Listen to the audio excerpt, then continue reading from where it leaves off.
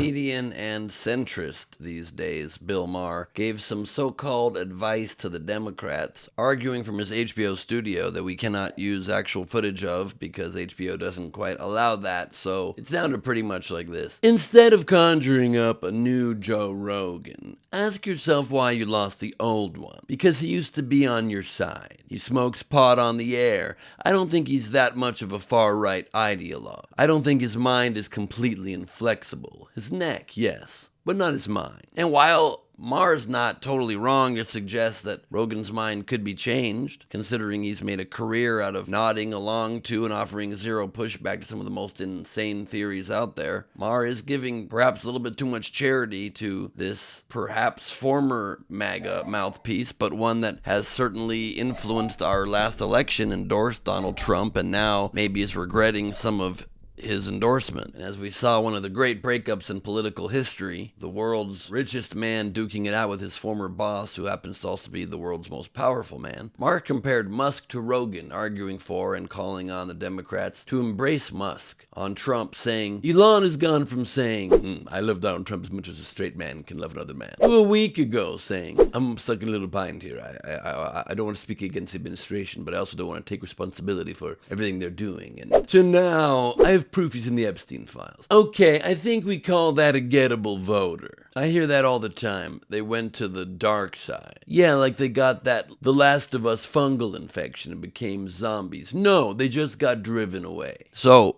Maher makes an interesting point, but you do have to ask yourself, is Musk really a guy we think should be someone we even team up with again? I mean, I do want to remind you, just for the record, of this.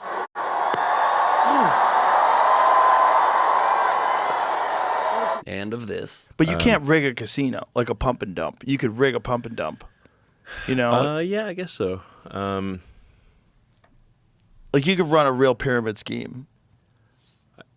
Well, I mean, the government's one big pyramid scheme, if you ask me. Yeah, well, you can tell me better than anybody. Social Security is the biggest Ponzi scheme of all time. So, again, just recapping here, no opinion being shared, but just if a Nazi salute, a pretty obvious one that he didn't outright apologize for, open support of Germany's far-right AfD party, and demonization of social spending programs that literally make the difference between life and death for millions of Americans. No big deal. Other than that, it's like whatever about those programs. Who cares? Except they're crucial for so many people who are in dire need of them. But other than that, like whatevs. Perhaps you could reevaluate your political beliefs and what's important to you. Maybe Musk could do that. Musk could fund Social Security himself with the wealth he's amassed from exploiting his workers sometimes, with bad working conditions and not as good pay as they certainly deserve, and obviously very lucrative government contracts that Trump is threatening to now cancel, but doesn't view the American public as worthy of the crumbs that they get just to be able to survive. What makes it all even more frustrating is that the Republican voter base, who, just like the Democratic voter base, deserve access to free health care that they vote against, Social Security payouts that they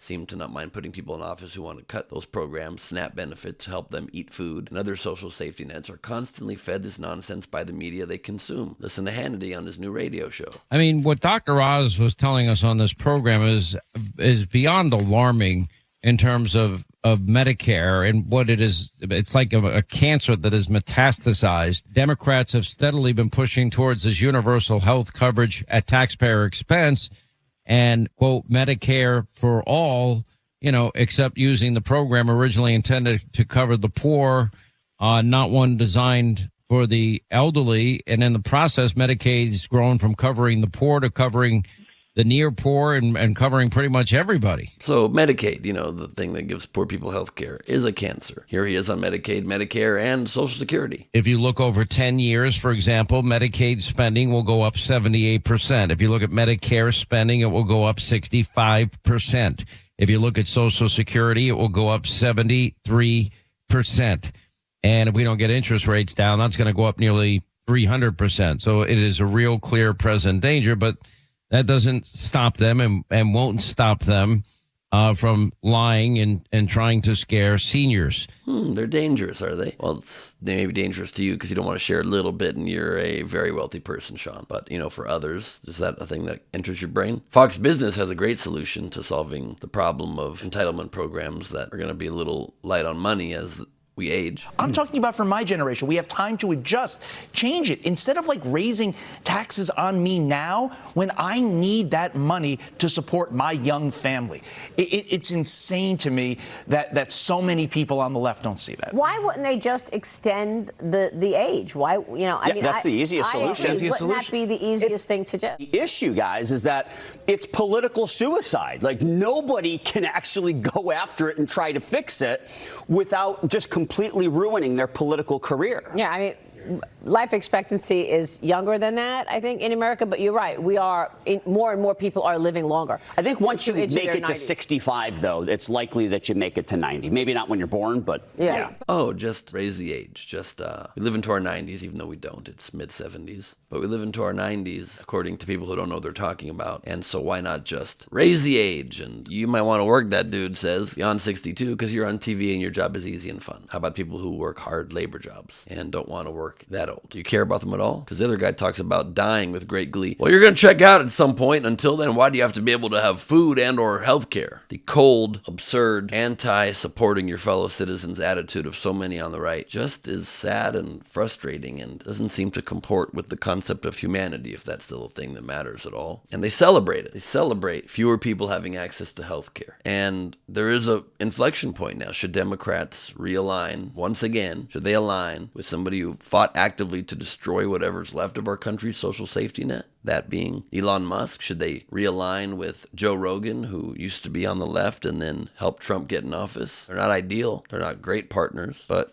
we do know politics makes for strange bedfellows, and sometimes it's a good idea to keep your enemies close. And not that they're even necessarily enemies as much as they are people who have opportunistically sided with things they don't either understand or that they wanted to manipulate for their own benefit, which is not a good quality and not a good thing to do. But I'm curious in the comments what you think about whether it makes sense to just bring them back on our side and hope to quell their incredible power, or let their incredible power continue to elect people who are antithetical to our interests. It's a tough one. I'm Ben Gleib for Rebel HQ, and I debate every week with a Trump supporter named Lee Trink on the other side of the aisle on our new podcast, The Wrong Side of History. You can subscribe on Apple and Spotify. Thanks.